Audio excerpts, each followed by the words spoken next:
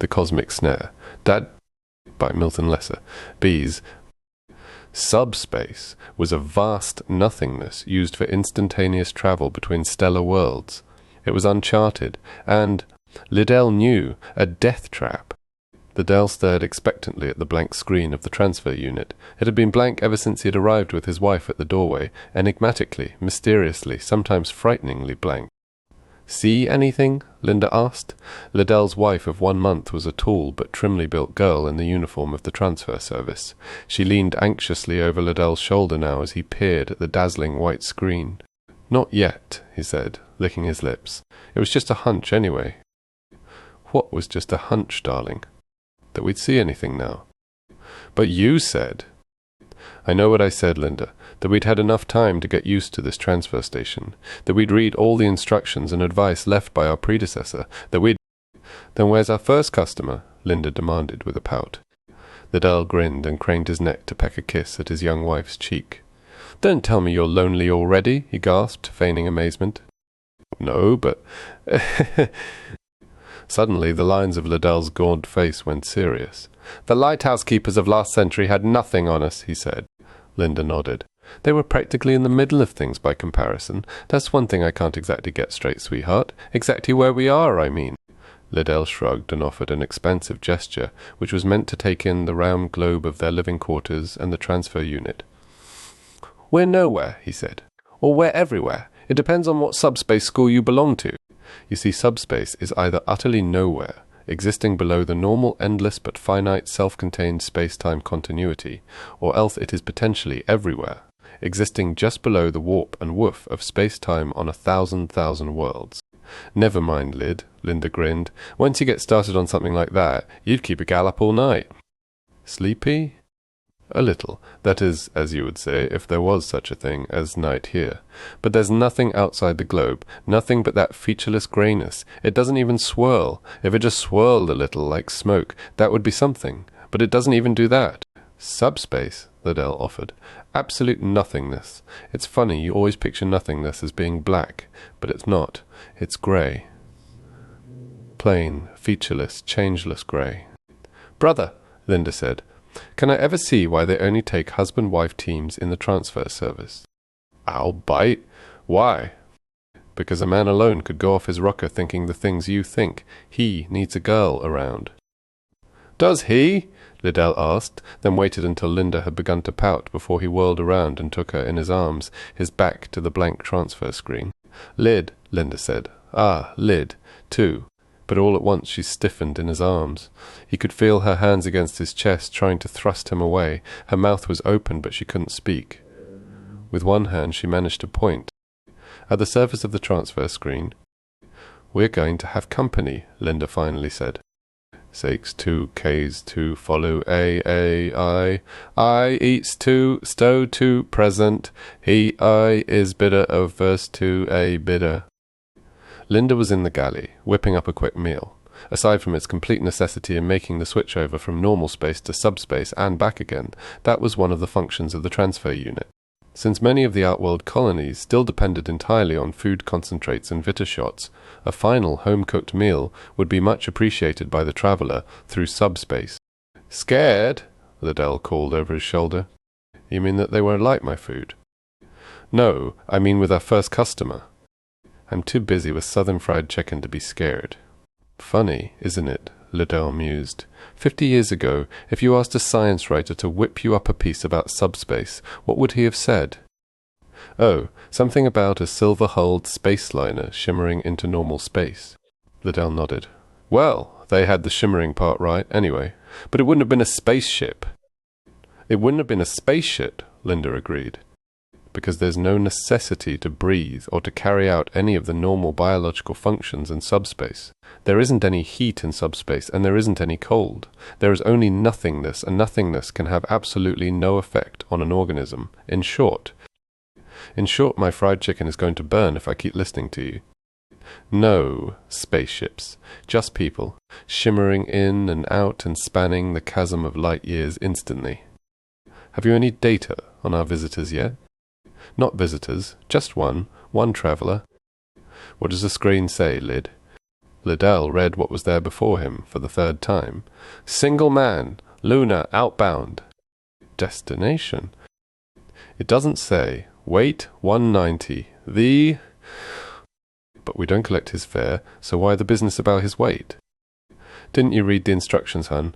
Because it's forwarded from here, just like we'll forward Mr. Smith to his destination. Smith, that's his name. John Smith, Liddell said. I don't believe it. I never thought there actually was anybody named John Smith anywhere, any time. We, said Liddell, have a John Smith. Darn this deep well cooker. It isn't hot enough yet to put a good crust on. A fine time to talk about cooking, Liddell shouted, hoping his voice would carry back into the galley over the click-clacking racket of the subspace communicator. Hey, here's more from the Lunar outbound station, he added as the transfer screen pulsed and flashed again. Such as what? It's still blurry. Here it comes now. Well? Hey, what the hell is this? Liddell cried abruptly. Such language. Such language. It's still blurry. It's flashing on and off, red on and then off to white blank, red on again and off to white blank. While you were studying the manuals, need I remind you I was trying to learn how to cook for an interstellar clientele? What does the flashing red signal mean? It means danger, Liddell said. It means something's wrong and Luna out doesn't have time to tell us what. I don't want to scare you, but better drop your pots and pans and truck something up from the arsenal. I've got to stay by the screen. There was a clatter as Linda called. He doesn't want to scare me, the man says. What is it, creatures from outer space or something? Very funny, Liddell said, in a voice which clearly indicated he did not think it was particularly funny at all. Two-town. There was nothing on the screen now but the flashing red and white signal. The complete fragility of their position struck Liddell all at once. The transfer station was a steelite globe, 1/16 of a mile in diameter. It contained the subspace transfer machinery, complete living quarters for Liddell and his wife and the private and public rooms of a small-sized hotel, as well as repair machinery, an arsenal and a library of the 10,617 possible destinations for an outbound subspace traveller. If there was trouble, Liddell thought, any kind of serious trouble, he and Linda could do almost nothing about it. And if ever, for some reason the nightmare thought came to him unbidden. If ever they were set adrift from the transfer station, adrift in the featureless less-than-vacuum of subspace, as had happened once or twice before in the brief history of the service, they would float in a changeless, insanity-ridden void forever. Their bodily functions suspended indefinitely, only their minds working, fighting the sheer horror of nothingness. Here's the gun, Linda said. Did you know you were covered with sweat, Lid? I was just thinking. He took the blaster and stuck it awkwardly in his belt. He felt suddenly foolish. The trouble could have been any number of things. It didn't necessarily mean gun trouble. He was on the point of removing the big clumsy weapon from his belt when the screen flashed again. He's coming now, Linda said. He was coming, all right. The screen flashed green for arrival. It was 7 feet high and 3 feet across. That screen, and whoever materialized at the station would materialize in the screen itself. What about the danger signal? Linda asked. They always follow it up with a verbal message, Liddell explained. It usually only takes a few minutes. Here he comes, Linda cried. Something was shimmering in the screen, pulsing, struggling to bridge the yawning chasm between the space which was not and the universe which was. It gradually took the shape of a man floating in an unexpectedly fetus-like position. Lid, Linda said. We're getting over the subtyper. A message? Liddell asked, only a small part of his mind concentrating on what Linda had said. The rest of his being was riveted on the transfer screen as the figure there floated closer, still shadowy, but the shadow darkening, solidifying, bridging. I'll read it to you as it comes. Urgent Luna outward to subspace way station. John Smith. Hi! That's strange. It's stopping. It has to stop. Subspace can take only a certain number of verbal units at a time. Give it a couple of seconds. How's our John Smith? Still shimmering, but getting more solid all the time. Here it comes again. I, Els. Els is escaped lunar prison, condemned killer Jason Short. D. There wasn't a station or budding colony in the galaxy which hadn't heard of Jason Short. His kind was a rarity in the 21st century, the strangely maladjusted, warped, sneering, conscienceless professional killer. Before his capture, Short had hired out to governments, to private firms, to individuals if they had sufficient capital, as a killer. On capture he had been condemned to death at the Lunar Penal Colony, but the sentence had been delayed and postponed for several years. All the while, Jason Short's notoriety growing, because sociologists and psychologists had insisted on studying Short exhaustively to see if they could prevent a recurrence of his mental sickness. And now all this, Liddell thought numbingly, had backfired. Now Jason Short had somehow managed to escape. Was materializing here, a cold, ruthless killer. Liddell clawed at the blaster at his belt and brought it up, and clear at the precise moment that Jason Short materialized fully in the screen. There was time for one wild shot, the raw energy searing into subspace through the screen. Then Jason Short became a solid, bulky but swift-moving figure. He lunged at Liddell and they grappled for possession of the blaster. For all his enormous size and heavily muscled body, Jason Short moved with surprising swiftness. He used his right forearm like a club, smashing it against Liddell's jaw, stunning him. Liddell went down and Short came down on top of him, and the two of them rolled over and over away from the screen, their wildly thrashing arms and legs bringing Linda down on top of them. All at once, Short rolled clear of Liddell. Struggling for breath, Liddell climbed to his feet, bringing the blaster to bear on the killer triumphantly. "Hold it," Short cried. "Oh, Lid-Eye, do what you have to do," Linda said. But Liddell let the blaster fall to the floor.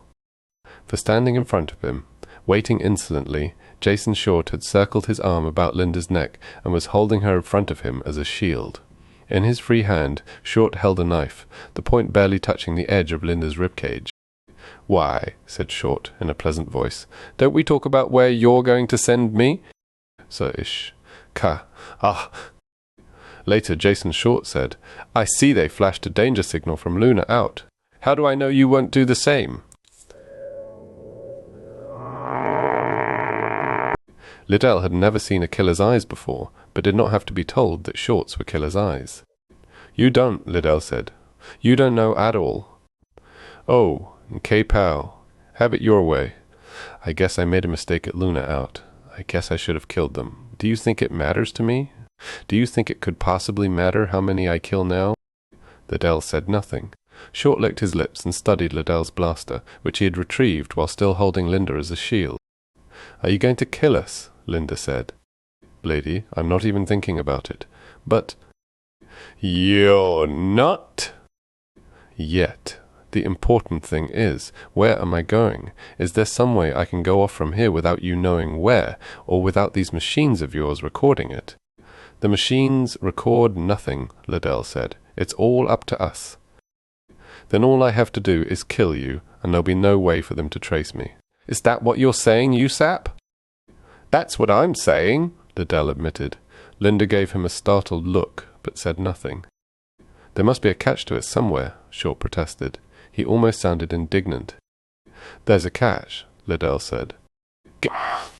"These stations. It's why they're manned. Don't you think the whole job could be done mechanically?" "Yes, but it's not, Mr. Short, because there are too many variables, because subspace is still unpredictable, and the thinking machine has not yet been built which can handle more than a few unpredictables." "What are you getting at?" "Just this, Mr. Short. You can kill us if you want to. You can choose your destination, wait while I plot it out on the dematerializer, and possibly verify it for yourself if you know anything about subspace." "I don't know anything at all about subspace," Short admitted.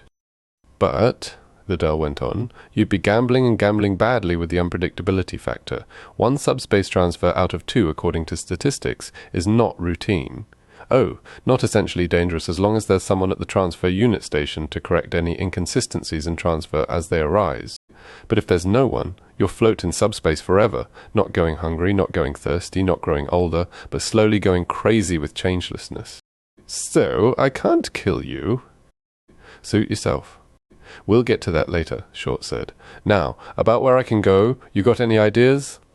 "There are 10,000 and some worlds connected by these subspace units, Mr. Short. What type of world did you have in mind?" "Not a new one or a small one. I'd stick out like a sore thumb. I want one plenty far from Earth, but still not a brand new, uncrowded colony. I want a far colony, but an established one. Deneb 12.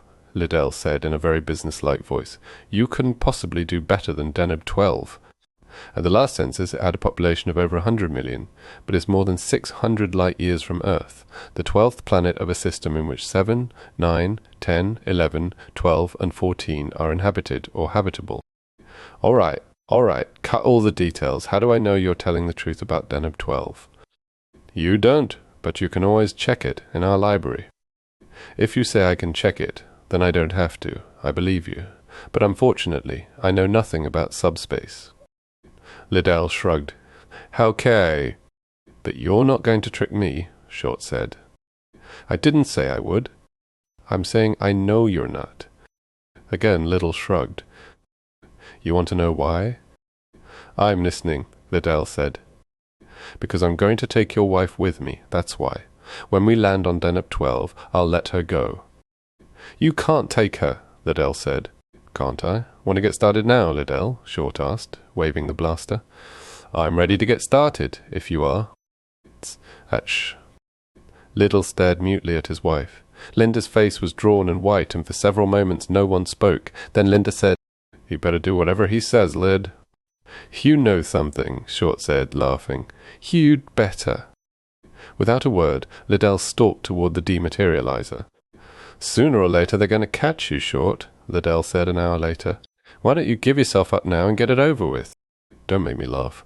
Would you give yourself up? I'm a condemned killer, pal. Sure, maybe they'll catch me on Deneb or someplace, but every day I stay alive is an extra day of reprieve for me, and don't think I don't know it. Now, are you ready with that dematerializer, or whatever the hell you call it?" Liddell nodded, and Short said, "Then let's go." Liddell sat at the potting table without moving.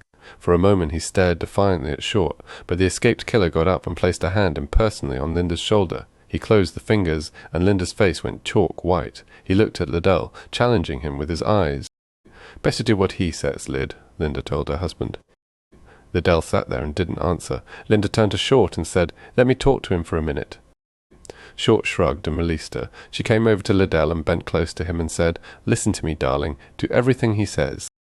"He's not going to take you with him," Liddell said fiercely.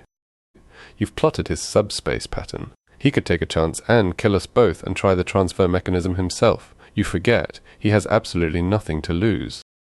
"Don't you see the way he looked at you? He's not hiding it. He wants you, Linda. If we let him take you to Deneb 12, he can lose himself there. With you. It would take the law officers of a frontier world like Deneb 12 months to find you. I can't let him do it." "I'll be all right, believe me. So, Linda, listen to me. I know you're saying that because you don't want Short to do anything violent here, to both of us. But there's another way." "I know. To refuse. To let him go alone, and probably kill us first." "No," Liddell whispered, while Short watched them from across the room, unable to hear the words they spoke. "There is another way. Do you trust me, Linda?" "You know you don't have to ask a question like that. I trust you, Lid. I trust you with my life." "Then listen, I'm going to send you. I don't want to say any more. I don't think he can hear us from where he's sitting. But let's not chance it." "But you said if he took me to Deneb." "I'll send you," said Liddell grimly, his voice fading until Linda could barely hear it. "But not to Deneb. Trust me, darling." "I trust you." "And we don't have to worry about law officers. I'll come for you." "But where?" "Hey, you two," Short yelled suddenly. "That's enough of that. I said I was ready to get started." He crossed the room in half a dozen powerful strides and grasped Linda's arm. "You sure you won't try any tricks?" Short asked. Instead of answering, Liddell said, "Do you think I'm crazy? You had my wife, haven't you?" Short laughed and said nothing. With Linda, he climbed the 3 steps up to the transfer screen. "I still can't get used to the idea," he admitted. "We stand here, in this screen like this. You press a few buttons, and what happens?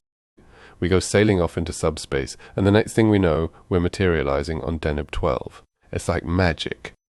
"It's coldly scientific," Liddell assured him. "Subspace is as real as the normal space-time continuum, as extensive. As a matter of fact, they're coextensive. They exist together, side by side, but the laws of finite speed, the laws which say you would need all the mass in the universe to travel at the speed of light, do not apply in subspace. Travel is incredibly fast, almost instantaneous between any 2 points, without the need of acceleration." "I didn't ask for a lecture," Short said. Just you, send us where we want to go. Stu, Tresta and Ha. Linda offered Liddell a wan smile. The smile said, "Better than any words, you're spouting science, the science you love, even at a time like this, and you know something. I love you for it. I love you all the more for it." Now Short and Linda stood within the frame of the transfer screen. Wordless, Liddell took the data on weight and space shift, which he had plotted at the plotting table, and brought it to the simple bank of controls below the transfer screen. Automatically he began to plot in the course by punching 6 tabs on one side of the control board. He was aware of Short standing above him, within the frame of the screen, scowling, one hand on Linda's shoulder and one holding Liddell's own blaster, aware of the almost serene smile of trust on Linda's face. It was better, Liddell knew all at once, far better that he hadn't had the time to tell her, for then her trust would have been shattered by fear. "Well, what are we waiting for?" Short wanted to know. "I'm ready now," Liddell told him. "Say so long to the old man," Short told Linda. I trust you, darling," Linda said. "I love you." "Now you know," Short chortled. "There's a touching scene, but let's drop the curtain and get on with it," he added with a broad grin. Short was enjoying himself. Liddell knew. Every moment he had was a moment of freedom he hadn't expected. He would be very dangerous as a consequence. Whatever he did, he knew he had nothing to lose. He had to be stopped. And Liddell was the only one who could stop him. Savagely, Liddell threw home the controls. For a split second, nothing happened. Then, slowly, Linda and Jason Short began to shimmer. Watching them like that, it was eerie. Liddell knew the theory well enough, but this was the first actual transfer he had ever attempted. The two figures in the screen above him, the woman he loved and a man who had come abruptly to shatter their lives, became no more tenuous than smoke. They seemed to swirl and shift like smoke, to grow thinner, as if a wind had come following, blowing. Short's voice echoed strangely from the now almost shapeless fog in the transfer screen. "Deneb!" his voice wailed ghost-like. "Deneb, here we come!" Then the screen was empty. Liddell released the controls and stared for a moment at the blank whiteness. He got up and went to the communications board, where he tapped a code message to Central Subspace Station. "This is Liddell at Subspace B11. Received your message and your John Smith. Trouble. Station suspended until further notice. Send no one through as there will be no one to receive them." The message sent, Liddell replotted the transfer unit, double-checking his previous findings. He then set the controls on automatic and climbed the steps to the screen. He did not bother going to the arsenal for a weapon. Where he was going, weapons would be useless, he thought. Where he was going, no man had ever gone before. Well, 2 people had, but 2 only, and he had sent them. He was going after Linda and Jason Short. He took one more look at the mistake he had purposely plotted into the transfer pattern, the mistake which meant that Linda and her captor would never arrive on Deneb 12, or anywhere. Some come from each 2 Tam. The mistake which left Jason Short and Adele's wife stranded in subspace, in a nothingness continuum somewhere between the normal space-time of Station B11 and Deneb 12. It was, Liddell told himself for the 10th time, the only thing he could have done. Trap Short, trap Linda with him, yes, but at least he could go after them. At least he knew exactly where they were, in subspace, at the exact point he had plotted on the control board. Waiting forever if somehow he missed them when he sent himself through, waiting in timeless, spaceless, airless, temperature, less subspace, waiting. They would not miss oxygen. All their bodily functions were suspended, waiting, possibly to drift forever until their minds were shattered in the awful blank immensity. Sir Ash. A chill possessed Liddell as the automatic machinery suddenly made him shimmer. From his viewpoint within the screen, it looked as if the room and the controls and the screen were themselves shimmering. He blinked and opened his eyes and stared out on a featureless grey infinity. Oh! On subspace. On subspace. "Linda!" he called. He hadn't meant to shout. He knew there was no air, no medium to carry his voice. But he heard it, loud, clear. "Linda!" he shouted again. It was his own voice booming out across the grey void. It was not his imagination. Then was science somehow wrong about subspace? He didn't think so. But it couldn't possibly be an audible projection of his voice. An audible telepathy in a world which didn't obey the natural laws which governed our own universe. "We're over here, Lyd," Linda's voice came to him. It was followed at once by a scream and Short's shout. "Shut your trap, if you know what's good for you." Liddell swam. The motion came to him unbidden, but he felt himself moving through the grey nothingness. He could see nothing except his own arms as he made the swimming motions and moved. Swimming through nothingness? But there was no medium to push against. All. Another physical law, a law of our universe. Liddell knew which went by the boards in sub-pace. "I'm coming, Linda." "He's got your blaster. He's—" "Some recess. I can see you now, Lyd." There was a roar and a flash up ahead. Something streaked at Liddell through the grey void. Instinctively he moved aside. It was a beam of raw energy from the blaster, and he wondered what would have happened if it had struck him. He gasped in surprise. The blaster beam did not fade. It hovered near him. Wondering, he touched it. It was a jagged bolt, 10 feet long, and felt solid as a shaft of steel. Another natural law, Liddell thought. Snafu here. Because the energy beam of the blaster had been transformed instantly into matter. Shrugging, Liddell grasped the beam, which, although it seemed as solid as steel, had utterly no weight. With it, he swam through the changeless grey murk. All at once he could see them up ahead, Short and Linda floating there, two tiny figures a few hundred yards in front of him. Short's blaster roared again, and the roaring was still another violation of natural law. Another beam streaked out and flashed by Liddell. Again it solidified. Ignoring it, Liddell swam forward with the first beam. He began to feel like Zeus wielding a thunderbolt. He waited until he was quite close to Short and Linda, until Short fired the blaster once more. Then he hurled his thunderbolt. Short howled with rage and darted away, triggering the blaster again. But this time Liddell was on him before he could take careful aim. Dimly, Liddell was aware of Linda hovering near, touching the thunderbolt gingerly. Then all his attention was centered on Jason Short. They were fighting for their lives, fighting tooth and nail, where fighting or any physical activity should have been impossible. But what did the edicts of science matter when Short slammed a hard left hook against Liddell's jaw, staggering him, spilling him backwards through the grey murk? Short followed up his advantage and lunged after Liddell, straddling him weightlessly as they floated off, finding his throat with strong fingers, applying pressure. Now, and He drove Short off him with 2 left jabs, snapping the bigger man's head back. Short was like a bulldog, though. Slowly, the fingers around Liddell's throat released their pressure. In a world with no air and where no air was necessary, the choking pressure hadn't damaged Liddell, but his throat ached from constriction alone. He couldn't explain it, no more than he could explain the sudden transmutation of the blaster's energy beam to solid matter. It was one of the unknown natural laws of subspace, that was all. Presently he was aware that Short no longer fought, but hung there in subspace with his arms slack. He drove a few more left hooks and right crosses into the face floating so near his own, then swam back and clear. Short hung there, suspended. "But how?" Linda gasped. "How did you ever—" "Automatic control. I came after you." "How will we ever get back?" Adele looked at his wrist. "Chrono. In 15 minutes the automatic control picks us up and brings us back. Are you all right?" "He didn't hurt me. He didn't have time." They waited there in subspace in each other's arms. When, 15 minutes later, they began to shimmer, Liddell grabbed the unconscious Short's hand, and the 3 of them shimmered together into normal space. Liddell went to the arsenal and secured Short with arm and leg irons. By the time he called through to Luna, outbound with his explanatory message, the escaped killer had regained consciousness but maintained a grim silence. "You know," Liddell told his wife, "one thing good's going to come of this. I mean, besides recapturing Short." "Such as what?" "Such as science always regarded subspace only as a medium of transfer, but with some of its unusual properties, I'll bet a few first-rate resorts can be built out there." You're crazy," Linda said, but smiled.